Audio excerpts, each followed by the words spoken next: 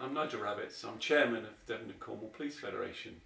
We're an organisation which represents police officers from the rank of Chief Inspector to Constable. We have about 3,000 members in Devon and Cornwall. The force was 3,500, it's now about 3,100 serving officers throughout Devon, Cornwall and the Isles of Scilly.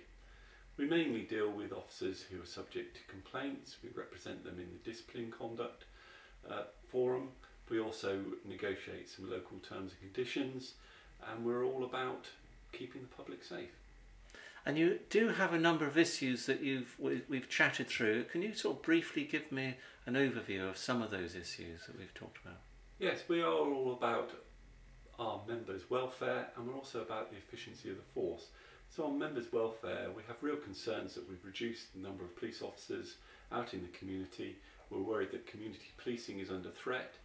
We're worried about our members, the hours they work, the fact that we are a tourist area. We have a massive influx of members of the public with no extra resources.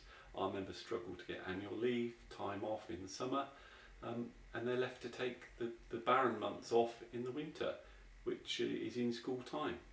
And why aren't you allowed to go on strike? The police officers are warranted officers. They're subject to a statute and law that they're not allowed to be members of a trade union. They're not covered by the main employment rights, and they're not allowed to, by association, go on strike or even talk about going on strike. Can we talk about your view of the PCC and the PCSOs? Oh, yes. Yeah. Devon Cornwall Police Federation have a view on police community support officers. Although the individuals do a valuable job out in the community, their funding is an issue, and we feel that that money should be used to employ fully warranted officers.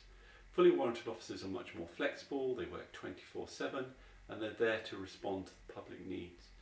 PCSOs are contracted police support staff who are subject to the rigours of payments for unsocial hours, etc., which makes them actually quite an expensive, visible uniform in the community. The Police Crime Commissioner, we haven't supported the introduction of the Police Crime Commissioner. We feel that that's government trying to deflect local people making complaints directly to government and their local elected members of parliament, putting in another elected person who is governed by national policy trying to deliver local services.